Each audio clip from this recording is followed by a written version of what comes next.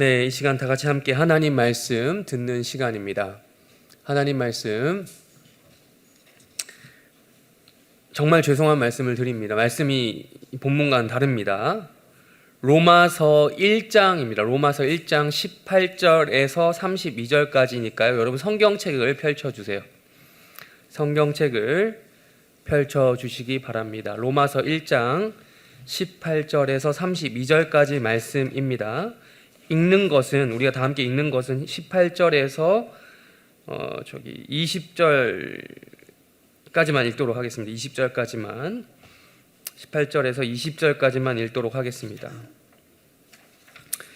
함께 읽겠습니다. 시작. 하나님의 진노가 불의로 진리를 막는 사람들의 모든 경건하지 않음과 불의에 대하여 하늘로부터 나타나나니 이는 하나님을 알만한 것이 그들 속에 보임이라. 하나님께서 이를 그들에게 보이셨느니라.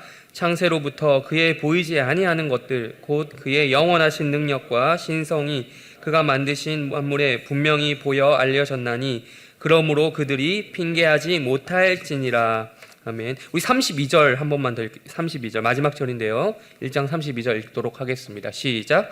그들이 이 같은 일을 행하는 자는 사형에 해당한다고 하나 님께서 정하심을 알고도 자기들만 행할 뿐 아니라 또한 그런 일을 행하는 자들을 옳다 하느니라. 아멘. 네, 반갑습니다. 우리는 계속해서 원래는 마틴 로이드 존스 목사님의 마태복음 11장 복음의 핵심을 배우고 있었죠. 그러다가 지난주부터 또 잠깐 쉬고 제가 3주간 쉬고 3부작으로 뭘 하겠다, 복구 시리즈를 한다고 했죠. 근데 그래서 지난주에 첫 번째 시간으로 복구 시작이라는 제목으로 말씀을 나눴습니다.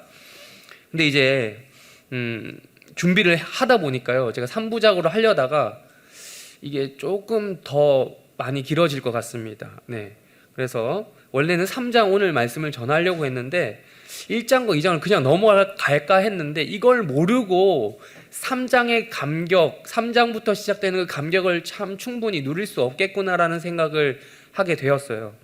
그래서 몇 부작이 될지 모르겠지만 차근차근 한번 보면서 진행하도록 하겠습니다. 그래서 복구를 위해서는, 복구를 지난주에 시작한다고는 했지만 복구를 하기 위해서는 뭔가 준비가 필요하더라고요. 복구를 하기 위해서 막 이제 뛰어들었는데 복구를 하기 위한 준비가 필요하다라는 그런 생각이 들어서 오늘부터 몇 번이 될지는 모르겠지만 복구 준비 시리즈를 또 다시 한번 가도록 하겠습니다. 우리 한번 화면에 로마서 1장 18절부터 3장 20절까지 그 내용을 한번 요약한, 주제별로 요약한 게 있을 거예요. 그걸 한번 띄워주실 수 있을까요? 네, 로마서 1장 18절부터 32절까지 그리고 2장 1절부터 11절까지 이렇게 각각 끊는 게 있거든요. 혹시 있을까요? 네, 없으면 넘어가도록 하고요. 다음에 또 하면 되니까요. 이걸 먼저 보고 하려고 했는데, 네, 어쨌든 1장 18절부터 로마서 1장 18절부터 로마서 3장 20절까지의 내용은 사실은 한마디로 요약을 할 수 있긴 있습니다. 뭐냐? 우리가 끊어서 보긴 하겠지만 한마디로 요약하면 모든 인간들은 뭐다? 죄인이다라는 딱 한 문장 속으로 요약을 할 수 있습니다. 그렇다면 그 죄라는 것도 되게 다양하게 드러나겠죠. 양상이 다양하단 말이에요. 그 다양한 양상의 죄가 어떻게 드러나는지 오늘부터 조금씩 보도록 하겠습니다. 특별히 오늘 우리가 보게 될 로마서 1장 18절에서 32절까지는 어떤 죄를 이야기하냐면요, 이방인의 죄입니다. 이방인, 유대인들이 아닌 사람들, 주로 이방인들, 도덕적으로 문란하고 타락한 그들을 향한 죄의 메시지가 바로, 그것을 지적하는 메시지가 바로 오늘 로마서 1장 18절에서 32절까지의 내용입니다. 우리가 18절 그럼 우리 다시 한번 읽어볼까요? 18절 우리 한번 다시 띄워주실까요? 18절 로마서 1장 18절 읽도록 하겠습니다. 시작.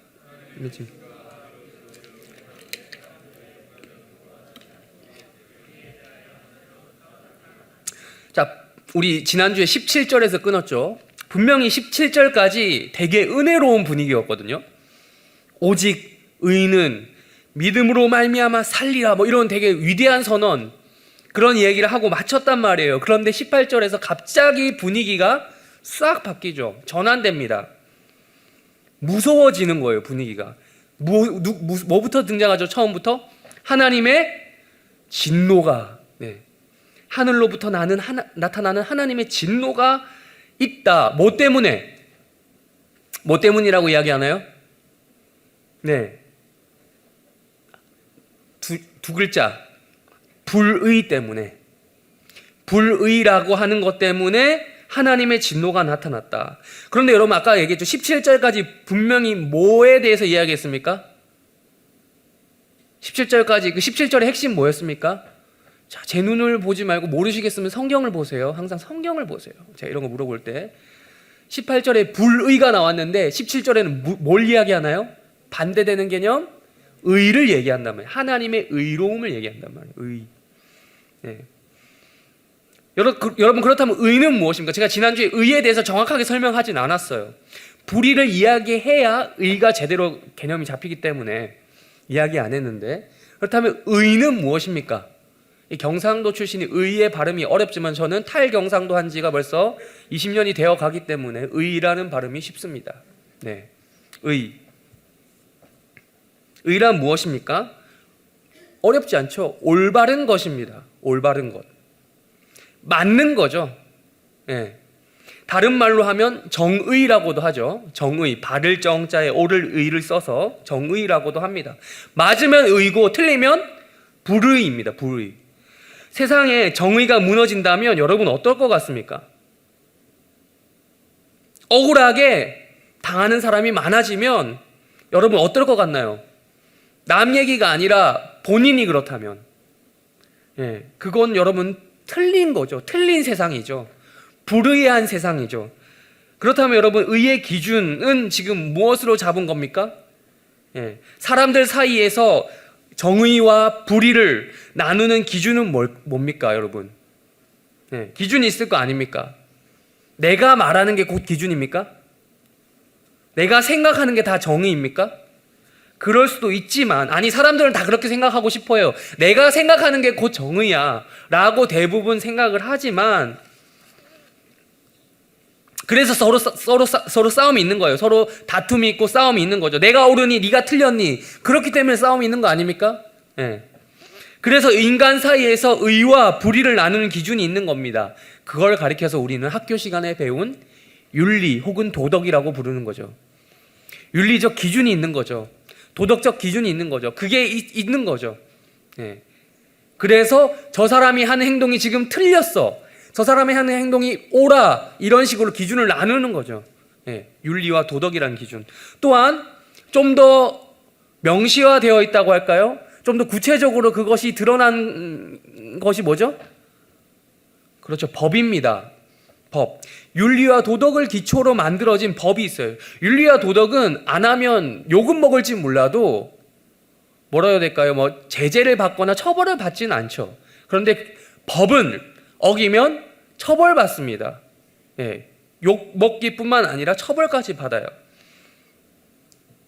그래서 사람 사이에서 문제가 해결 안 되면 합의를 보려고 하는데 합의도 안 되면 어떻게 됩니까? 법정까지 가는 거예요. 법정까지.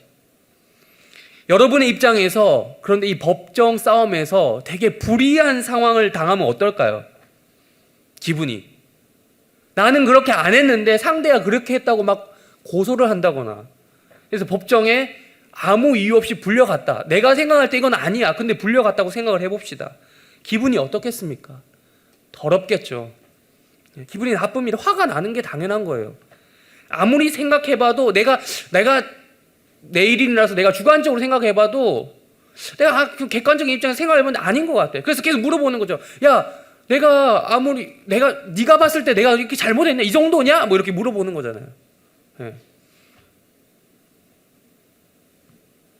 그런데 내가 불의를 당했다라고 생각을 하면 진짜 기분이 나쁩니다. 화가 납니다. 근데 18절을 우리 말씀을 보니까 하나님의 입장이 그렇다라는 거예요. 하나님의 입장이. 17절까지 분명히 의로움, 복음은 믿음에 이르게 한다. 그리고 또한 오직 의인은 믿음으로 말미암아 살리라 라고 이야기했는데, 정의에 대해서 긍정적인 이 뉘앙스로 이야기하고 있었는데 갑자기 의를 이야기하다 보니까 이 세상은 안 그런 거야. 하나님은 의로우신데, 하나님이 주시는 복음은 되게 의로운데 이 세상은 의와는 관계가 없다는 거죠. 불의하다는 거죠. 예. 바울이 그걸 보고 지적을 하는 겁니다.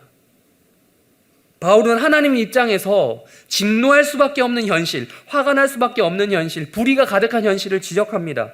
하나님께서 화를 내신 것은, 진노하시는 것은 정당하다라는 거죠. 정의를 기초로 한 정당한 화다라는 것입니다. 하나님은 그냥 신경질적으로 막 기분 나쁘니까 그냥 히스테리 부리는 막 그런 어떤 존재처럼 막 화를 내는 분이 아닙니다. 기분의 업다운에 따라서. 그런 분이 아니죠. 만약 그런 신이 있다면 우리는 그 신을 믿을 수 있겠습니까?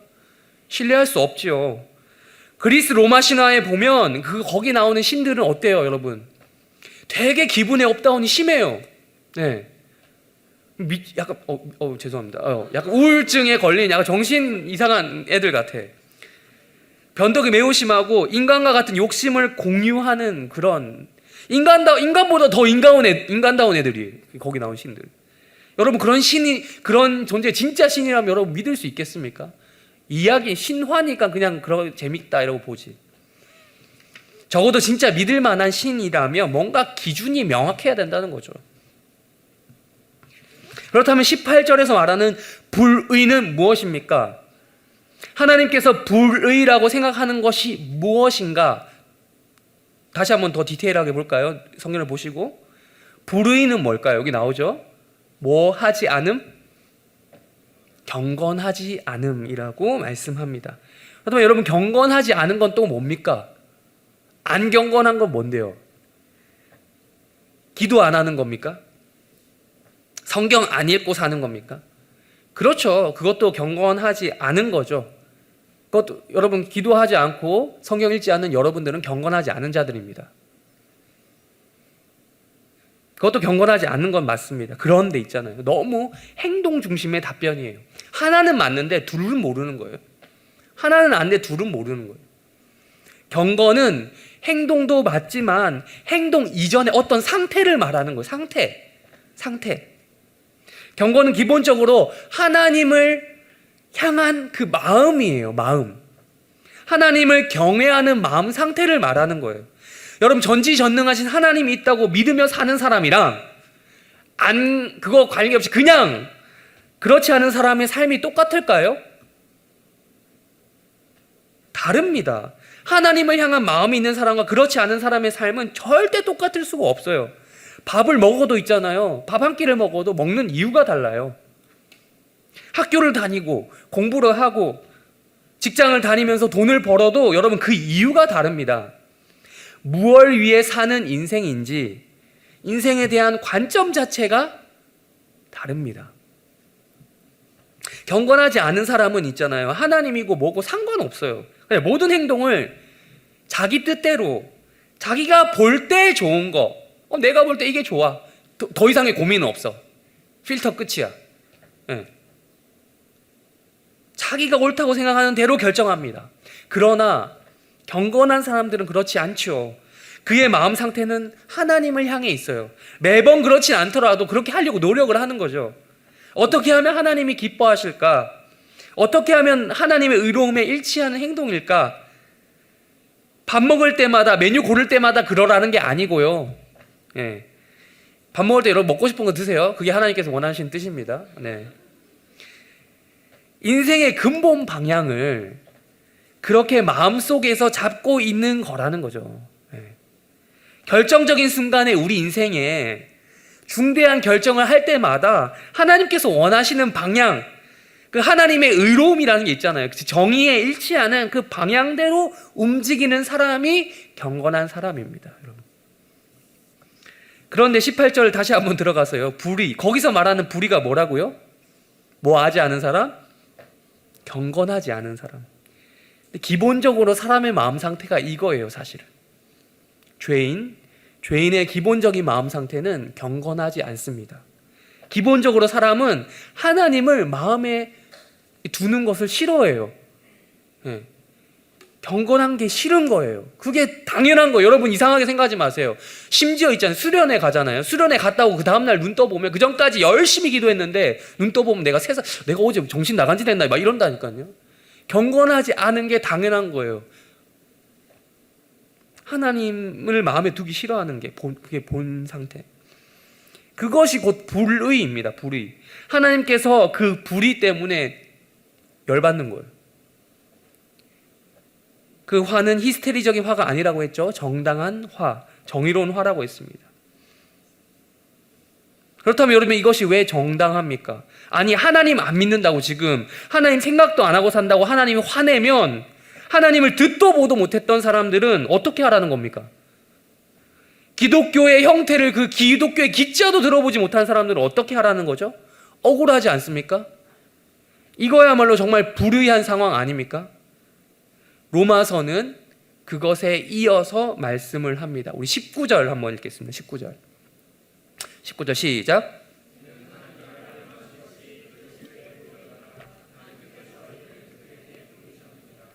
하나님을 알만한 것을 그들 속에 보이셨다라고 합니다. 하나님께서 여러분 아무 근거 없이 화가 나신 게 아니에요.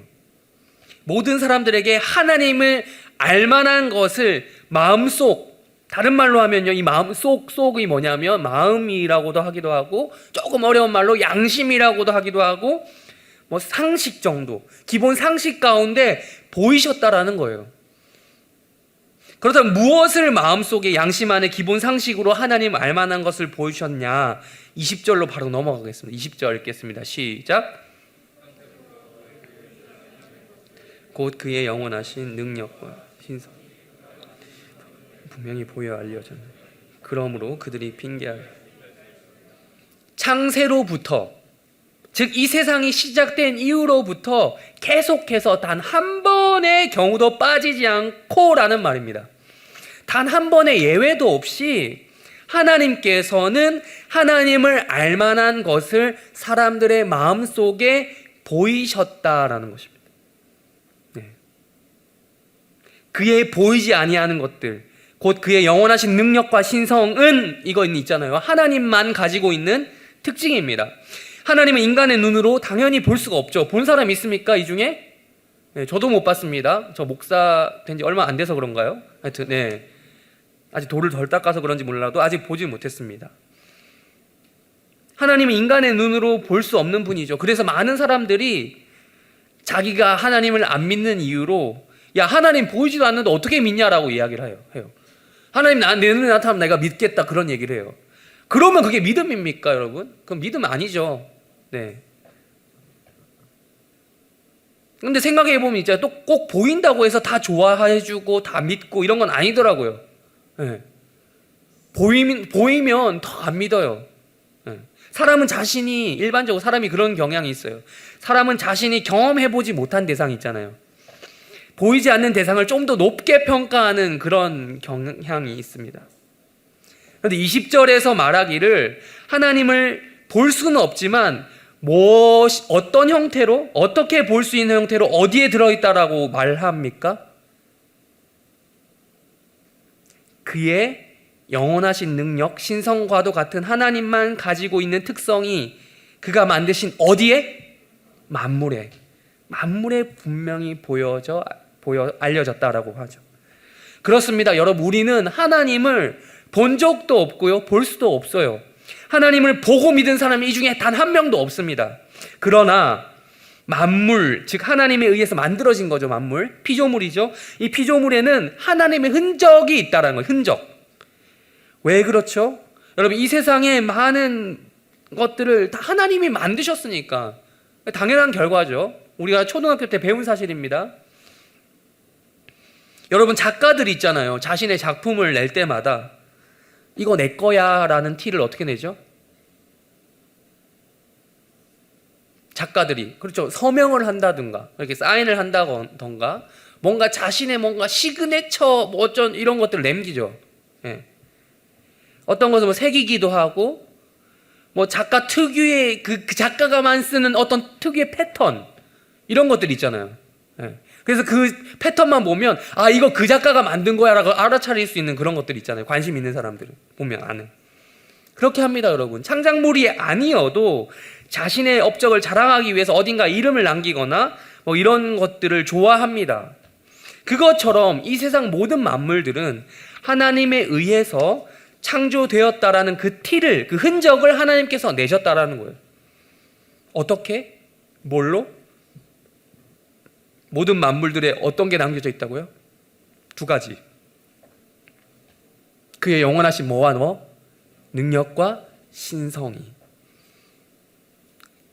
그래서 첫 번째, 사람들은 능력을 좋아하고 추구합니다. 능력, 다른 말로 하면 힘이죠. 힘. 능력이란 것을 중요하게 생각합니다. 여러분, 능력 있는 사람이 좋습니까? 없는 사람이 좋습니까? 여러분, 없는 사람이 좋아요?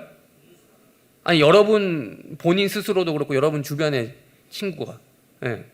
물론 긍휼의 대상도 있겠지만 웬만하면 능력 있는 사람 찾지 않겠어요? 능력 있는 사람과 없는 사람 냉혹하게 세상은 구별합니다. 할 줄 알아요. 그 정도에 따라서 다 구별하죠. 등급을 매기고 순위를 매기지 않습니까? 현실이 그래요. 학창 시절부터 우리는 그거에 익숙해 왔어요. 우리나라만 그런 줄 아세요? 어때 뭐 우리나라 입시제도 뭐 어쩌고저쩌고 하는데, 물론 우리나라 입시제도가 완벽한 건 아니고 잘못된 것도 많겠고 뭐 병폐도 많겠지만 외국 가면 외국에도 똑같아요. 외국에도 다 나눠요. 우리나라만 그렇게 생각하다고 생각하지 마시고, 학창 시절부터 우리는 성적부터 그 등급을 매기는 것, 이것에 익숙합니다. 대학도 순위를 매기잖아요. 저는 사실 이거 관련 없는데도 하도 많이 들어서 외웠습니다. 서성한 중경외시 하도 많이 들어서 외웠어요. 이거 모르는 사람 있습니까? 게임에도 티어가 있고 현실에도 티어가 있어요. 레벨이 있죠. 어딜 가나 그 사회에서 능력 있는 사람이 그렇지 않은 사람보다 더 인정받고 대우받는 것을 보고 있잖아요. 이건 불공정해, 이건 불공평해 하는 사람이 있습니까? 없죠. 능력 있는 사람이 대우받는 것을 당연하게 생각을 해요. 인정을 합니다, 사람들은. 하나님께서 이 세상이 돌아가도록 허락하신 원리가 바로 이 능력이라는 거예요. 능력, 힘. 물론 이건 또 다른 문제겠죠. 그 능력을 가진 사람이 어떻게 행동하느냐, 어떻게 자신을 처신하느냐, 이런 것들은 또 다른 문제죠. 그 능력을 가지고 어떻게 쓰느냐. 그러나 그 능력이 존재한다는 자체는 그 능력의 근본이 되시는 분이신, 즉 능력 자체이신 하나님께서 계시다라는 강력한 증거라는 겁니다. 또한 사람만 그렇습니까? 사람뿐 아니라 이 세상이 돌아가는 원리 자체가 능력으로 돌아가요. 즉 힘으로 돌아가죠. 힘과 에너지가 있으니까 돌아가잖아요. 좀 과학적인 얘기인데, 저 과학 진짜 싫어하고 못합니다만, 힘과 에너지가 있으니까 지구가 돌아가죠. 지구가 자전하는 힘이 어디서 왔습니까? 지구가 뺑뺑 돌고 있는데 지금도 그 힘은 어디서부터 왔어요? 뭐 우주에 뭐 어떤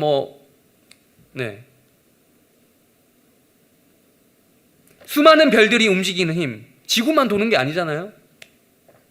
태양을 중심으로 수많은 행성들이 돌고 있고 태양계에도 어딘가에 수많은 중에 소속되어 있는 그런 거잖아요. 그 힘, 인간을 비롯해서 모든 동물들, 여러분이 키우시는 귀여운 양이들, 댕댕이들 돌아다니면서 왈왈 짖고 막 이렇게 애교 부리고 이런 힘들이 어디서부터 나오냐고요. 그 생명 자체가 어디서부터 오냐고요.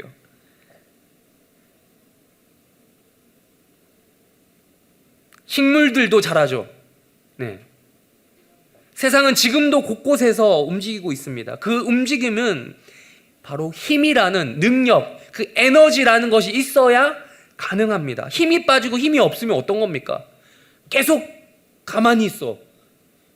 몇 년이고 가만히 있어. 그건 뭐예요? 뭐라고 판단해요? 죽은 거죠. 힘이 없으면 죽는 것입니다. 모든 자연 만물이 활동하는 그 기본 원리에는 뭐가 있냐? 바로 능력이라는 게 있어요. 힘이라는 게 있어요. 그 활동의 근본에는 그 활동을 가능하게 하시는 하나님이 계시다라는 것이 성경의 진술입니다. 둘째, 그래서 사람들은 신성을 또 추구합니다. 신성. 그럼 신성, 저는 종교가 없어서 신성을 잘 모르겠는데요. 나는 하나님을 안 믿는데요. 신성이 무슨 나랑 상관이 있단 말이죠? 라고 이야기하는 사람이 있을지도 모르겠습니다. 그러나 모든 사람의 마음속에 신성은 있습니다. 그 신성, 즉 풀어서 말하면 신의 성품이 있습니다. 가장 강력한 증거, 많은 신성의 그런 증거가 있겠지만 가장 강력한 증거 하나만 말씀을 드릴게요. 대표적으로 한 가지, 신만이 가질 수 있는 것, 그게 뭘까요? 앞에도 나오지만 영원함입니다. 영원함. 모든 사람은 있잖아요, 영원을 추구하는 그런 마음이 있어요. 이 중에 혹시 나 빨리 죽어버리고 싶어 하는 사람 있습니까? 그냥 죽어버리고 싶어가 아니라 정말 죽고 싶은 사람은 이렇게까지 이야기해야겠죠. 나는 나의 존재 자체가 그냥 싹 없어졌으면 좋겠어. 이름이고 뭐고 나의 그냥 모든 존재 자체가 그냥 이게 사라지고 싶어. 나란 존재 없어져 버려, 이렇게 생각하는 사람이 있습니까? 네. 재현이랑 지난주 밥 먹으면서 얘기했는데 굳이 얘기하지 않아도 돼요. 네. 괜찮아요. 물론 그럴 수 있어요. 지금 불행한 사람, 너무 살기 싫을 정도로 힘든 사람은 그렇게 생각할 수도 있죠. 그런데 여러분, 불행하니까 그런 거고, 그러나 만약 그 사람이 너무 행복하다면, 너무 즐겁다면 그 사람이 빨리 죽고 싶다는 말을 하겠습니까? 살맛이 나는데 살기 싫다고 하는 사람 있습니까? 그런 사람이 있다면 그 사람은 벌써 그 생각이 들자마자 자살을 했어야죠.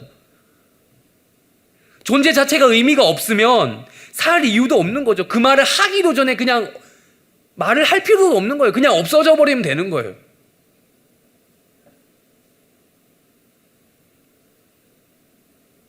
비록 지금이 불행하다 하더라도 앞으로 불행하지 않을 가능성, 그걸 보고 살아가는 거 아닙니까?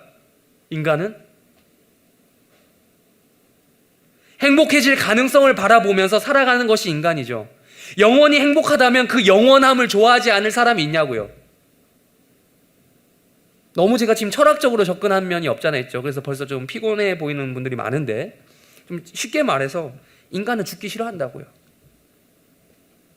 이 세상에 그 누구도 죽고 싶은 사람은 없습니다. 나 살고 싶어, 가능하다면 벽에 똥칠할 때까지 살고 싶어. 이게 모든 인간의 생각이라고요. 할아버지 할머니들이 하는 대표적인 거짓말 뭐죠? 나 빨리 죽어야지. 진짜 영원한 거짓말이에요. 이 세상에 존재하는 모든 것들은 있잖아요, 영원히 존재하고 싶어하는 그 특징이 있습니다. 그게 자연스러운 마음이에요. 자연스러운 거. 그게 잘못된 게 아니에요. 그런데 그 자연스러운 마음과는 현상적으로 봤을 때 상반되는 게 있죠. 반대 뭡니까? 영원하지 못하게 하는 어떤 현실이 있는 거죠. 뭐죠? 우리에게는 소멸이라는 게 있는 거예요. 죽음이라는 게 있는 거예요. 죽음. 그래서 사람들은 죽고 나서도 완전히 끝날까? 아니면 어떻게 될까에 대한 궁금증이 끊임없이 있는 거예요. 궁금해하죠. 많은 사람들이 그래서 사후세계에 관심을 가집니다. 꼭 기독교가 아니어도, 천국, 지옥, 이런 얘기 아니어도 내가 죽으면 어떻게 될까? 라는 것에 대해서 기본적인 관심이 있는 거예요. 여러분, 그 관심이 있다는 자체가 이미 그 사람 마음 가운데 신의 성품을 어느 정도 가지고 있다라는 거예요. 신성이 있다라는 거예요. 여러분, 동물이, 우리 집에 키우는 댕이가 나랑 너무 친해, 내 말 잘 알아먹고 하는, 이렇게 이래서 이렇게 하면 다 말 알아듣는 개가 영원의 관심을 가지고 있습니까? 주인님, 내가 죽으면 어떻게 될까? 이런 질문을 던진 적이 있거나 혹시 그런 말들을 이제 해독해서 들으신 적 있으세요? 없죠. 사람만이 그런 존재예요. 고대로부터 사람들은 사후세계에 대해서 많은 상상을 했습니다. 이집트의 사후세계관 여러분 잘 아실 거예요. 또한 요즘에 우리나라 사후세계관이 대중 그 매체로 많이 접근할 수 있었던 신과 함께 같은 웹툰이나 드라마, 영화 같은 거, 그런 것들이 인간의 관심사를 대변해주고 있지 않습니까? 근데 안타깝게도 피조물은 영원하지 못합니다. 피조물에게는 소멸 혹은 죽음이라는 말이 더 잘 어울립니다. 인간도 피조물이죠. 그런데 왜 인간에게는 죽으면 그냥 자연스럽게 내가 죽는구나 하면 되는데 왜 죽기를 싫어하냐고요.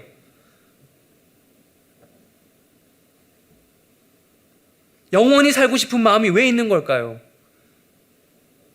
그 영원함이라는 신의 성품, 즉 신성을 가지고 있기 때문에라는 거죠. 예, 강력한 증거가 바로 이겁니다. 하려다가 너무 오글거려서 못하겠습니다. 노래 한 소절 불러드리려고 했는데 그냥 끝부분 불러드릴게요. 중요한 부분. 나는 죽지 않아 죽지 않아 라는 노래 있죠. 네, 그 노래. 죽기 싫은 거예요, 인간은. 물론 다른 의미로 그런 죽지 않아를 이야기했지만, 또한 그런 노래가 괜히 나온 게 아니고요. 진시 황제가 중국을 통일하고 나서 잊지도 않은 불로죠. 몰랐을까요? 알았을 거예요. 그런데 정말 그렇게 해서라도 오래오래 살고 싶었던 거죠. 인간은 신의 성품을 가지고 싶어 합니다. 그것 중에 가장 강력한 증거가 바로 이것, 불멸, 영원히 살고 싶어 하는 마음이라는 것. 또한 인간만 그런 게 아니죠. 모든 피조물들은 영원을 원합니다. 인간만 죽기 싫어합니까? 동물들만 봐도 그렇죠. 죽기 원한다면 가만히 있어야 되지. 죽음의 위협 앞에서 동물들 자기 죽이려고 하면 도망가잖아요. 공격을 한다거나. 여러분 소나 돼지가 아니고 소죠. 소도 자기가 도살할 때 되면 막 눈물을 흘린다고 하더라고요. 듣지 않으니까. 도살을 당하는 줄 알고. 그 생존 욕구가 다 있다는 거죠. 식물들도 여러분 마찬가지입니다. 식물들은 단지 표현을 못해서 이 중에 혹시 비건이 있는지 모르겠는데 비건도 되게 다양한 비건이 있다고 하더라고요. 그런데 동물이 불쌍해서 난 비건을 한다는 사람은 식물에게도 회개하세요. 식물 앞에서도 표현을 못해서 그런 거예요. 이처럼 하나님의 영원하신 능력, 신성이 만물의 그 흔적이 분명히 새겨져 있습니다. 예. 하나님을 알만한 것들을 그들 속에 보이셨어요. 지금까지 말한 것처럼 하나님을 알만한 강력한 증거, 예, 그게 자연 속, 특별히 오늘은 집중해서 보는 것은 인간의 마음속, 양심, 기본 상식 가운데 있습니다. 이러한 여러 가지 증거를 통해서 인간은 절대로 하나님을 부정할 수 없다라는 거예요. 없다. 신의 존재를 부정할 수 없다라는 겁니다. 양심적으로 이 모든 우주에 존재하는 자연 만물과 그 중심에 있는 우리 인간을 생각해 보았을 때 신이 존재하지 않아 라고 결론을 내리는 것보다 신이 존재한다, 내가 그분이 하나님인지는 모르겠지만 어쨌든 신은 있어 라고 결론을 내리는 것이 훨씬 빠르다는 거예요. 물론 많은 사람들이 인정하지는 않죠. 그렇지만 인정해주지 않는다고 하더라도 성경이 그렇게 말했으니까 우리는 그게 답이라고 믿습니다. 20절의 결론이 무엇입니까? 그러므로부터 한번 읽어볼까요? 그러므로 다시 한번 읽어볼까요? 시작. 그러므로 핑계하지 못한다. 이것은 있잖아요, 신앙이 있는 사람이든 아니든 기독교인이든 아니든 상관없다는 말이에요. 하나님께서 이런 능력, 신성을 자연 만물 속에 있다는 사실을 기독교인에게만 가르쳐준 게 아니라는 거예요. 여러분, 양심이라는 건 기독교인만 가지고 있습니까? 양심 없는 인간은 기독교인 중에도 양심 없는 인간이 간혹 있지만 양심이 있고 없고는 모든 사람들에게 해당되는 말이죠.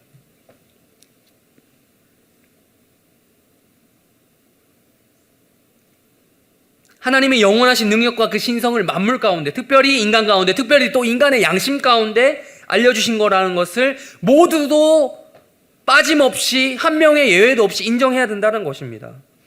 하나님을 알만한 것이 눈에 보이는데도 그걸 가지고 핑계대는 것은 그것 자체로 우리 앞에서 18절에 읽었던 것처럼 불의예요. 불의. 하나님 앞에서 모든 인간은 하나님이 계신다는 사실을 핑계하지 못한다. 하나님은 곧 정의가 되신다. 하나님이 싫어하는 것이 불이다. 아무도 그것을 핑계할 수 없다는 거예요. 핑계 대봤자 소용없다. 그런 하나님께서는 불의한 상황에 대해서 진노하신다라는 것이죠. 우리 21절부터는 제가 이제 말씀 제가 넘겨드리지 못해 우리 성경을 직접 보실까요? 21절부터 23절까지 한번 먼저 읽도록 하겠습니다. 21절부터 23절까지 시작.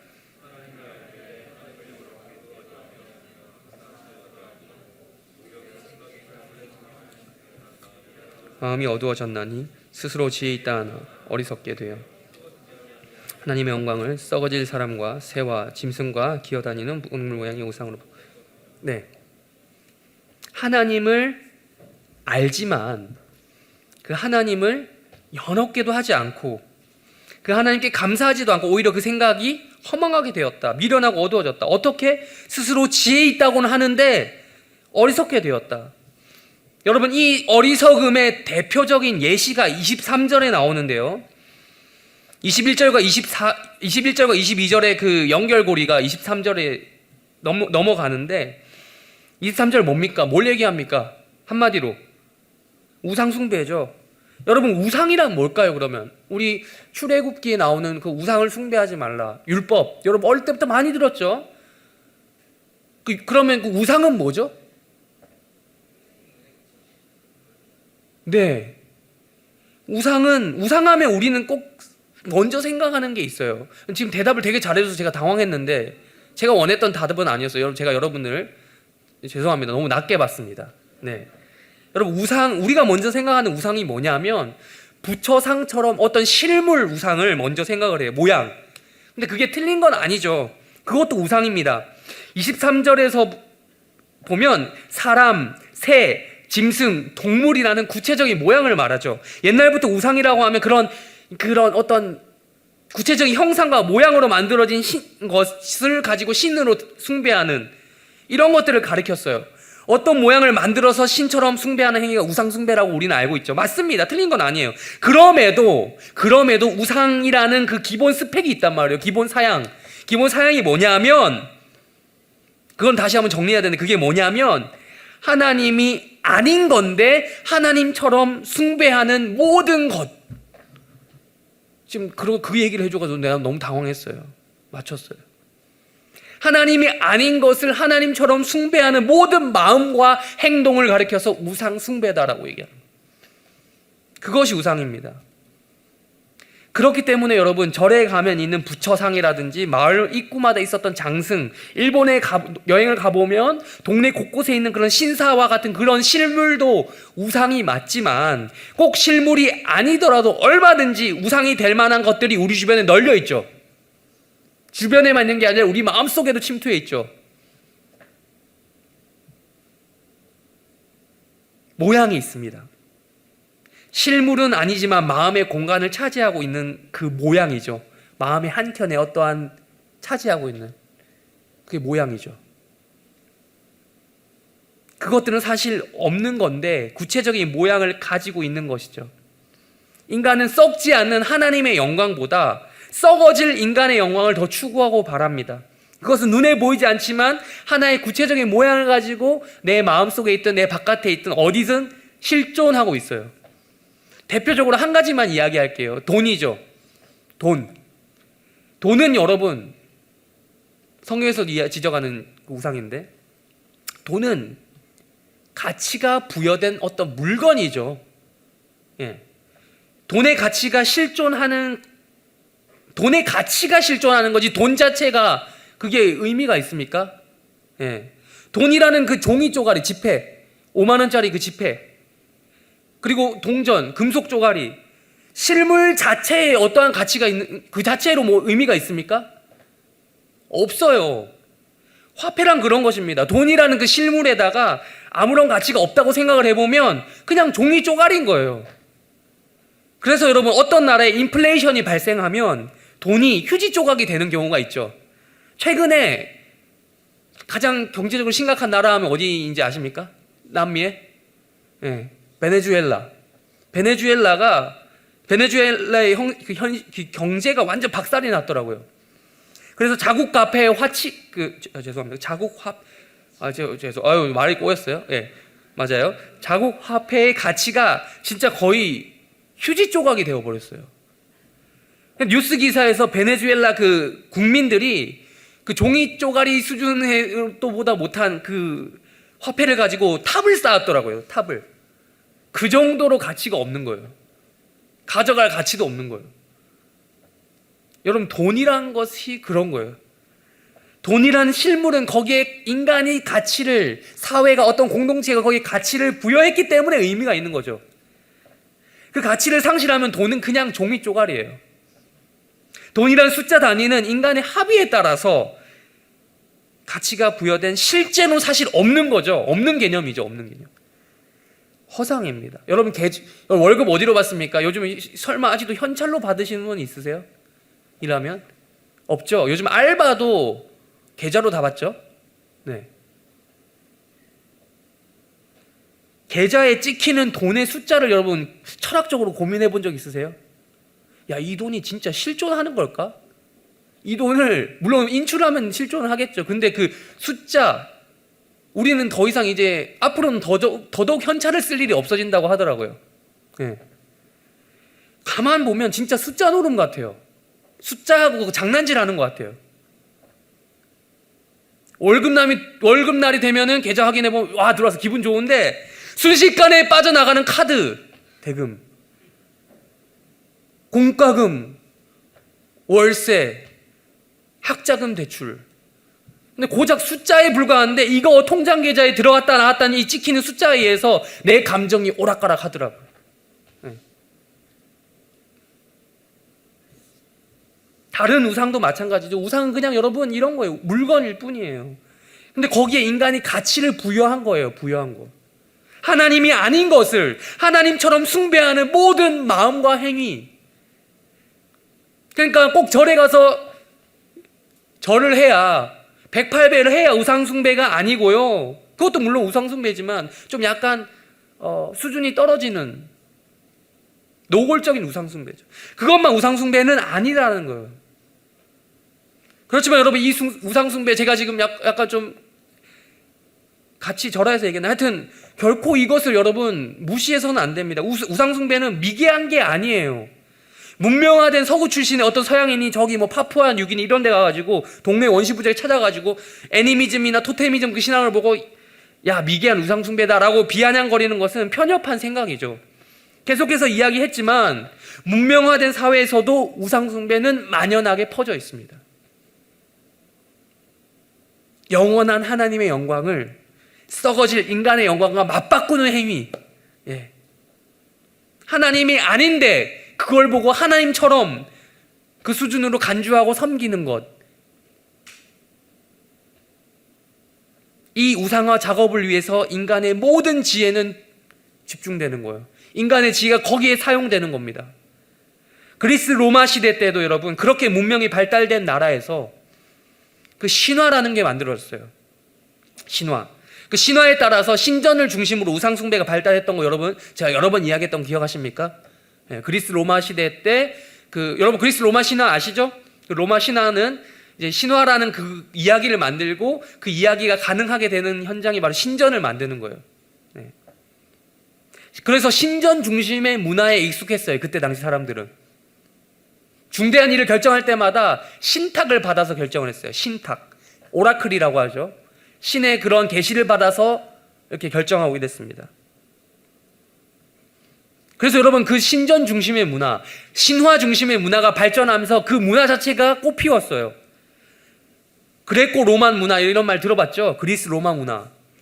이 문화에는 그 사회의 모든 것들이 들어있었어요. 종교는 기본이고요. 종교니까 당연히. 종교는 기본이고 건축술, 조각술, 뭐 상업, 농업, 수공업 등 모든 그때 당시의 문화와 문명이 다 연관되어 있었어요.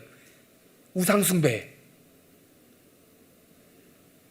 그 중심에 하나님을 잃어버린 인간들, 원래 거기 우상이 빼고 하나님이 들어가 있어야 되는데 하나님 때문에 농업, 수공업 이런 게 다 연결되어 있어야 되는데 그게 아니라 그 하나님이 없으니 그들 그 자리에 하나님 대신에 무언가를 갖다 놓은 거죠. 우상이죠. 모든 인간의 그 지혜와 생각을 투여시켜가지고 의미 부여를 해서 이 신은 우리에게 의미가 있어. 이거 없으면 우리 생계가 곤란해. 이렇게까지 가는 겁니다. 바울은 로마에 있는 성도들에게 편지를 보내면서 바로 로마인들을 비롯한 모든 이방인들의 현실을 이렇게 지적했던 것입니다. 여러분, 그리스인 하면 우리가 뭐의 대명사죠? 뭐 한 사람들입니까? 그리스 하면 여러분 바로 뭐가 떠올라요? 철학이죠. 철학하면 뭡니까? 지혜죠. 지혜 있는 사람. 철학을 영어로 뭐라고 합니까? 필로소피죠. 필로소피가 무슨 뜻이죠? 자, 사랑한다. 뭐를? 지혜를 사랑한다. 네. 지혜를 사랑하는 양반들이 그리스 사람들이었어요. 그리고 로마서가 쓰여질 때 그 시점에서 그 그리스, 그 똑똑하다고 하는 지혜 있는 그리스를 뛰어넘은 사람들이 로마 사람들이었어요. 그리스를 정복했잖아요. 로마인들의 자부심이 어땠겠습니까? 로마의 문명에 대한 자부심이 어땠겠습니까? 자기들은 그리스 문명을 흡수해서 더 발전시켰다라고 생각을 하는 사람들이었으니까요. 그런데 이게 바울이 볼 때는 하등 쓸모없는, 쓸데없는 대사용되고 있다라는 것이죠. 어디에? 우상 숭배하는데. 이게 우상 숭배가 어떻게 연결되는지 다음으로 넘어가 보도록 하겠습니다. 24절과 25절 읽겠습니다. 24절과 25절 읽겠습니다. 시작.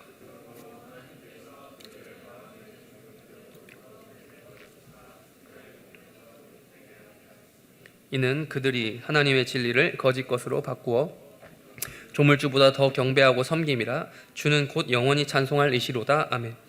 24절은 이렇게 시작하죠. 그러므로. 연결된다는 말이에요. 그러므로. 인간의 지혜로 짜내었던 우상숭배가 어떻게 연결되냐?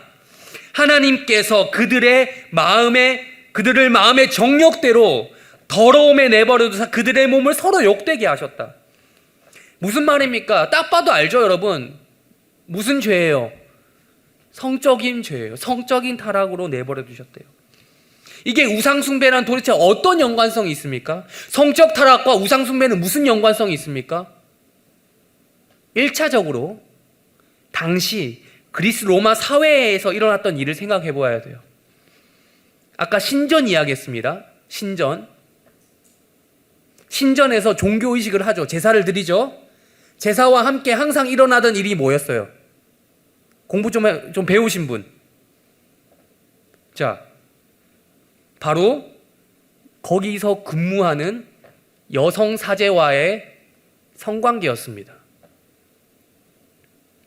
우상숭배와 성적인 타락은 항상 연결이 됩니다. 이것은 지금도 마찬가지죠.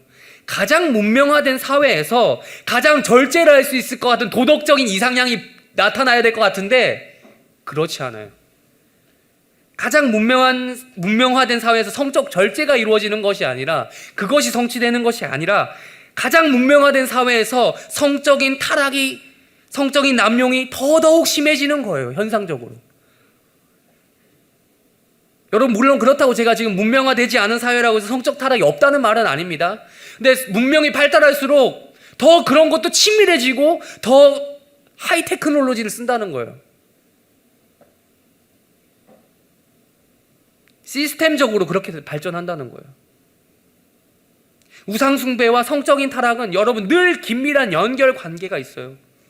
우상숭배는 모든 죄악의 오프닝 무대와 같은 거예요.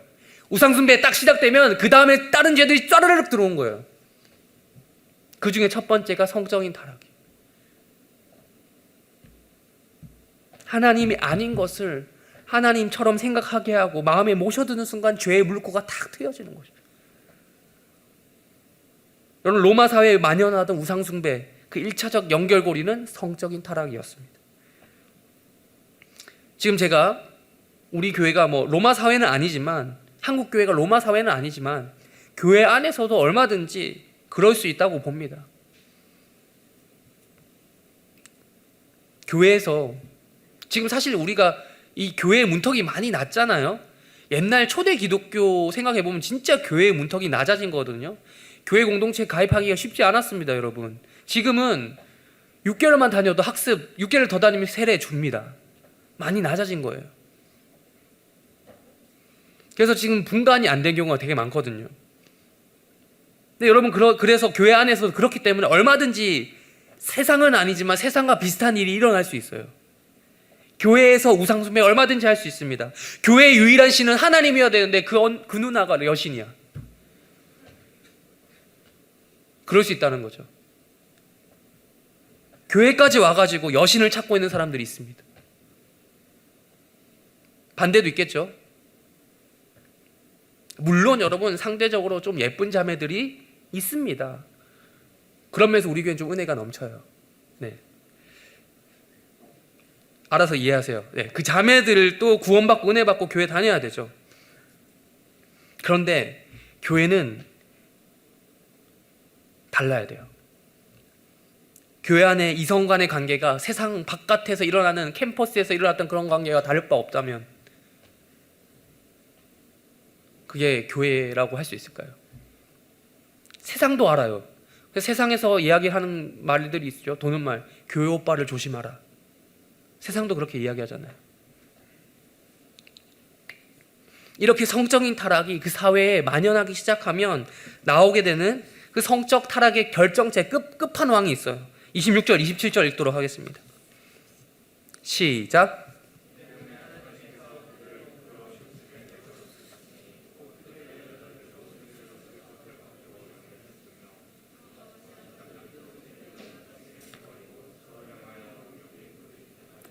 남자가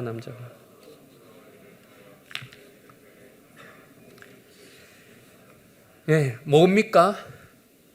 뭐죠? 무슨 문제죠? 어떤 성적 타락이죠? 네, 동성애입니다. 성적인 타락 1차적인 문제는 이성 간에 일어날 수 있는 그런 문제라고 보고요. 이 성경은 누가 자꾸 어떤 기독교인들이 성경에는 동성애라고도 부르지도 않죠. 성차별을 하지 않는다 뭐 이런 식으로 얘기를 하는데, 성소수자를 뭐 이렇게 옹호한다 이렇게 얘기하는데 대놓고 지금 이야기하는데 이걸 어떻게 이해하면 그렇게 이해할 수 있는지 모르겠어요. 사실 24절에서 말하는 성적인 타락도 이걸 이야기하기 위해서 염두에 둔 말인 것 같아요. 26절, 27절에서는 성적인 타락의 끝판왕인 동성애를 대놓고 지적을 합니다. 경건하지 않은 사람들의 부도덕한 죄, 하나님을 마음에 두기 싫어하는 사람들, 하나님께 영광 드리기를 싫어하고 우상을 만들어 대신 그 우상을 통해서 사람의 영광을 취하기를 원하는 사람들, 이것에 필수적으로 따라오는 것이 뭐다? 성적인 타락이다. 그리고 그 성적인 타락의 끝판왕에는 뭐가 있다? 동성애가 있다라는 것입니다. 이게 바로 스스로 지혜 있다라고 하는 인류, 호모사피엔스의 현실인 겁니다. 그러면서 그것을 원래 태생적으로 그런 거야, 선천적인 거야, 동성애를 할 만한 그런 유전자가 있는 거야 라고 몰아갑니다. 그러나 여러분, 성경은, 그리고 우리의 경험은 절대 동성애가 일반적인 성욕과 같은 그런 선천적인 거라고 하지 않습니다. 순리를 거스르는 것이다라고 분명히 이야기하고 있죠. 순리가 뭡니까? 순리. 그냥 남자가 여자를 좋아하고 여자가 남자를 좋아하는 마음이죠. 그걸 거스르는 것이라고 이야기를 하는 거예요. 욕심에 내어버리신 것, 음욕이 서로 불붙는 듯 하는 것, 흔히 하는 부끄러운 줄 알아야지 하는 행동인 거예요. 여러분, 여성끼리 동성애하는 그룹을 가리켜서 뭐라고 부르죠? 레즈비언이라고 하죠. 이것의 어원을 아십니까? 레즈비언의 어원을 아세요? 옛날 그리스 이야기예요. 여러분, 동성애 역사 진짜 오래된 거 아시죠? 현대에 나타난 게 아니에요. 옛날부터 있었어요. 그리스 지역에 레스보스라는 섬이 있었대요. 그 섬에 신전에서 일하던 여사제들끼리 성적인 이런 관계를 맺고 연애하던 것을 가리켜서 레즈비언의 어원이 됐다라고 합니다. 여러분, 우상숭배와 성적인 타락은 이렇게 역사적으로도 임상적으로도 연결이 되는 거예요. 그래서 수많은 역사 가운데 동성애들이 만연했던 시대가 있었어요.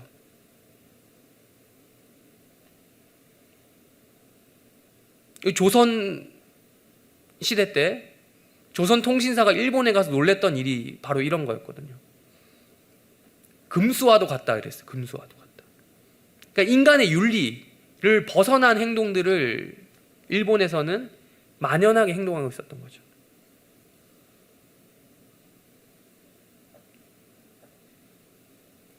이는 곧 경건하지 않은 사람들, 불의한 사람들 가운데 하나님께서 내버려 두신 진노의 결과다라고 이야기를 합니다. 우리 28절부터 31절까지 쭉 읽도록 하겠습니다. 28절부터 31절까지 시작.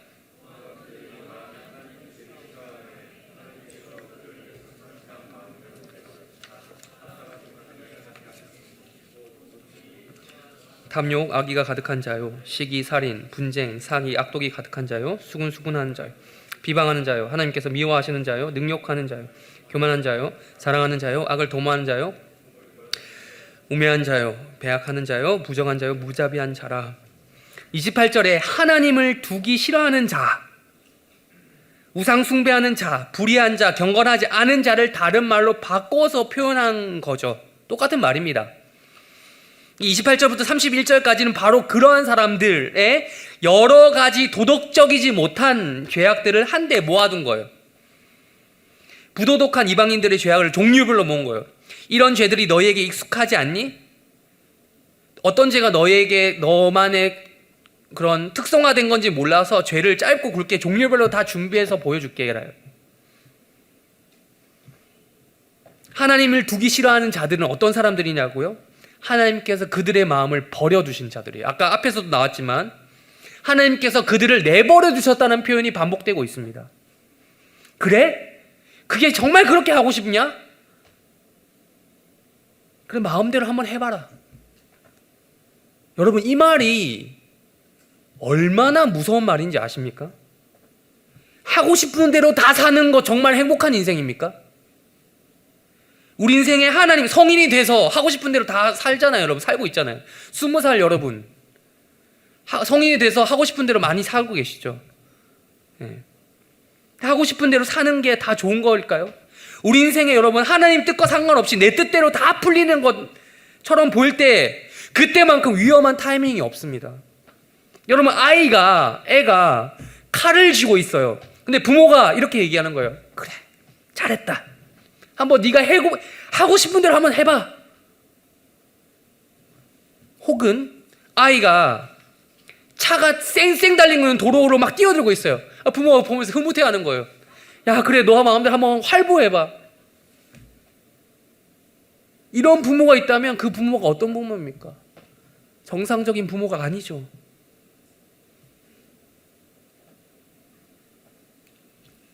우리 32절 읽겠습니다. 마지막으로 시작.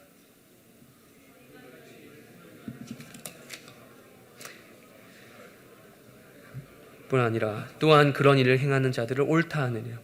여러분, 오늘의 결론 구절입니다. 하나님의 진노를 받을 만한 행동을 한 18절부터 31절까지의 행동을 한 모든 자의 결론은 뭐냐? 땡땡땡 뭐? 사형. 진노의 결과. 18절에 하나님께서 화가 나셨어. 화가 났으니까 이런 것 때문에 화가 나셨어. 32절 결론. 사형. 죽음이죠. 하나님께서 그 끝을 죽음으로 지금 예고하셨고 그렇게 알고 있는데도, 보여주시는데도 그걸 알고도 자기를 스스로 행할 뿐 아니라 그렇게 하는 사람들을 어떻게 생각한다? 옳다. 야, 너도 잘해. 나도 그래. 너도 잘하고 있다. 막 이렇게 한다는 거예요. 불의가 정의가 된 거죠. 여러분, 불의가 정의가 된 사회를 우리는 내가 보는 것도 답답할 텐데 내가 그 사회에서 살아가고 있다고 생각해 보세요. 정상적이지 못한 사회죠. 그런 사회는 사람이 살 수 없습니다. 사회 구성원 중에 범죄를 저지른 사람이 안 저지른 사람보다 더 많다고 생각해 보세요. 그 사회 어떻게 살겠어요, 거기서? 여러분, 우리는 영화니까 보지, 만약 내가 고담시티의 일원이라고 생각해 보세요. 그냥 평범한 시민. 그럼 어떻게 불안해서 살까요? 우리는 고담시티를 가상의 도시니까 보는 거죠. 정상적인 도시가 아닙니다. 하나님께서 수많은 사람들의 양심 가운데 또한 자연 만물의 원리 가운데 주신 기본 상식으로는 18절부터 31절까지 그 결론이 뭐냐? 사형이다라는 것을 알고 있어요. 인간 스스로가 잘 알고 있어요. 이러다가 죽는구나. 잘 알아요. 성적인 타락의 끝이 어딘지 알고 있어요. 모르는 거 아니에요. 그 끝이 아름답습니까, 여러분? 그러나 인간은 핑계치 못할 증거에도 불구하고 알지 못한다라고 스스로 자신의 양심이 있는데 그걸 덮어버리는 거예요. 의도적으로 가리는 거예요. 애써 무시하는 거예요. 아는데도 아니라고 인정하지 않는 겁니다. 모르는 것도 죄입니까? 그러면 여러분 죄죠. 이런 거는 모르면 죄입니다. 시험 치는데 거기서 모른다고 가만히 앉아 있으면 죄죠. 찍더라도 맞춰야 되는 겁니다. 알아야 합니다. 알지 못하면 그것은 곧 죽음에 이르는 것이죠. 말씀을 정리하겠습니다. 우리가 복구를 시작했는데 생뚱맞게 복구를 다 준비 중이라는 말을 제가 지금 설교 제목으로 삼았습니다. 뭔 말일까요? 복음과 구원을 알기 위해서는 반드시 선행되어야 하는 선행학습이 필요하다는 것입니다. 오늘 무엇에 대한 학습을 했습니까? 뭐에 대한 인식이 필요하다고요? 뭘 아는? 죄를 아는 인식이 필요하다고요. 불의가 뭔지, 무엇이 정의고 무엇이 불의인지 아는 기준이 무엇이 경건인지 무엇이 불경건인지 제가 1시간 동안 이야기를 했습니다. 여러분, 우리는 이 말씀 앞에 성경에서 말씀하는 것처럼 핑계대지 못합니다. 불신자들도 한 번도 이런 말씀을 듣지 못한 사람은 불신자들도 핑계하지 못하는데 이 말씀을 들은 여러분은 어떻습니까? 이렇게 교회 오래 다닌 우리야 두말할 게 있겠습니까? 오히려 우리는 지금 세상이 교회를 염려해 주고 있는 시대에 살아가고 있습니다. 교회 오래 다녔지만 여전히 우리의 가치관은 오늘 성경이 말하는 하나님의 기준에서 하나님의 입장에서 정의와 불의를 나누는 게 아니라 세상의 기준으로 동일하게 우리도 그렇게 살아가고 있는 것은 아닙니까? 교회 다니면서도 기독교인이면서도 경건하지 않은 것을 오히려 자랑거리로 여기면서 살고 있지는 않습니까? 회식 장소 가가지고 떳떳하게 마시면서 야, 나 기독교인이야, 난 아이롱이야, 명함만 그래 라고, 나 너네랑 다를 거 하나도 없어, 마시고 싶으면 그냥 마시세요. 기독교인이라 하지 마. 제가 또 말 잘못해서 죄송합니다. 취소하겠습니다. 술 마시라는 게 아니에요.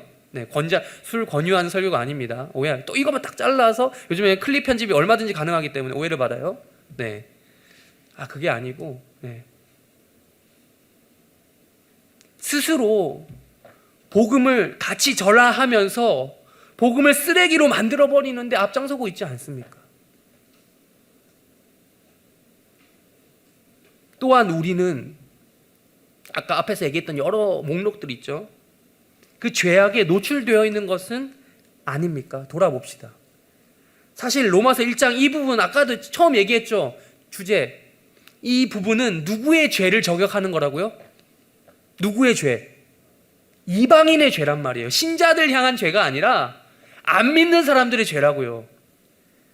근데 사실 우리가 지금 설교를 들으면서 저도 설교라는 저부터가 뜨끔했는데 여러분은 어떠셨어요? 여러분이라고 특별히 저보다 더 거룩하거나 그러지 않을 거라는 확신이 있어요, 저에게는.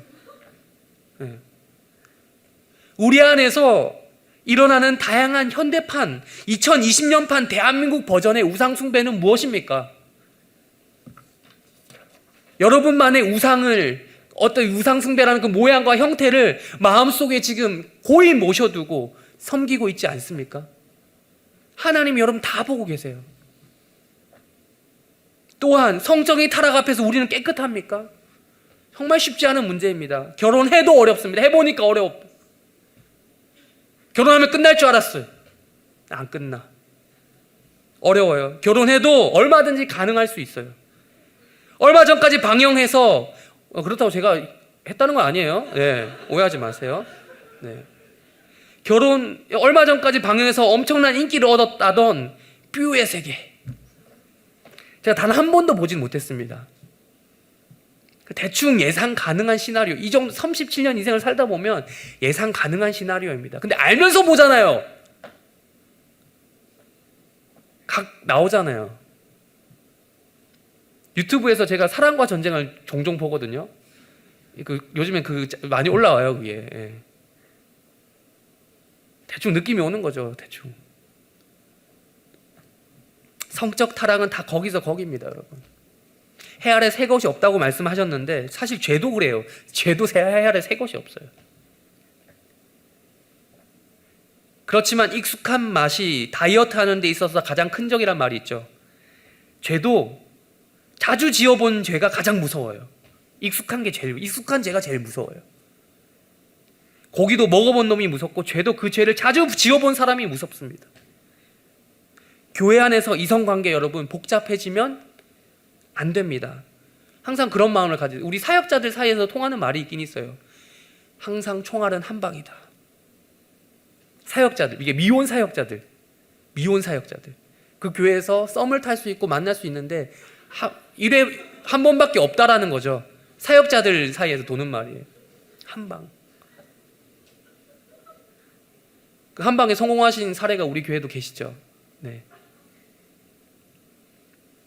마찬가지 사역자만 그런 게 아니고 여러분도 그런 심정으로 신중하게 하셔야 됩니다. 이 사람 저 사람 양다리 혹은 이상 위험합니다. 이성관계에서 일어나는 성적인 타락을 경계해야겠습니다. 또한 동성애도 두말할 것도 없겠죠.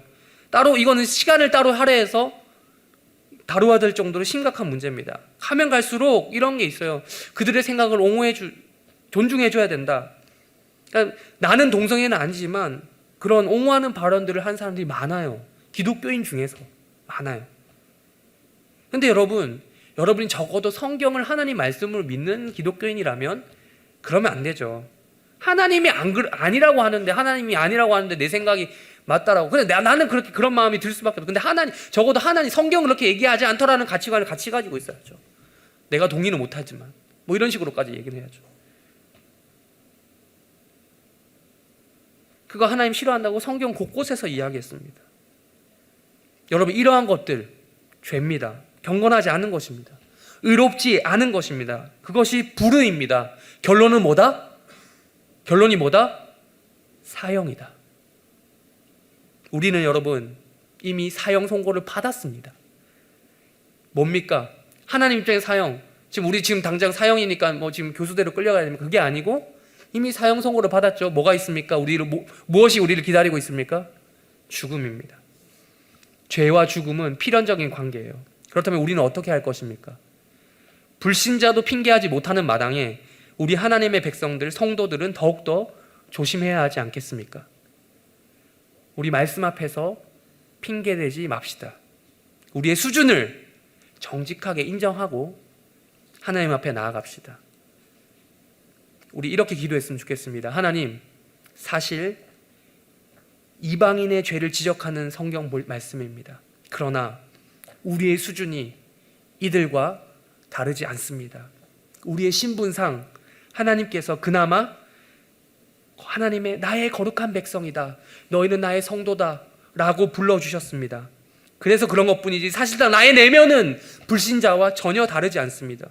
우리도 그 죄를 행할 뿐만 아니라 그런 일을 행하는 사람들을 옳다라고까지 말했습니다. 우리를 불쌍히 여겨주시옵소서. 내가 정하는 의의 기준이 아니라 하나님의 기준에서 의의 기준을 세우게 하여 주시옵소서 라고 우리는 기도해야 할 것입니다. 우리 다 같이 기도하겠습니다.